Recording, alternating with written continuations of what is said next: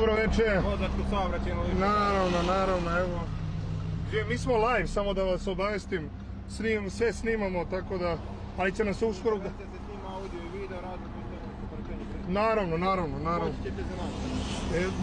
Naravno. Vozilo se koji će neko vas donesu. Poći ćemo nama da stanemo na bezbedno mjesto. Može, naravno. Koliko imam prekršaja?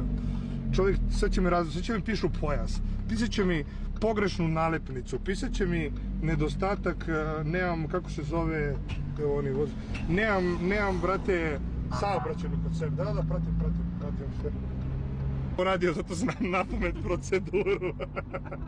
Pa kao, mislim, nije smešno, evo te, napravio sam prekršaj. A žurio sam na live da stignem! Viš šta mi tvoja baterija uradila? Znaš koliko je ovo para? Ovo su kazneni poeni i buraz, jedno, brate, mnogo para. Mislim, nije do para, nego kaznenih poena. Paka.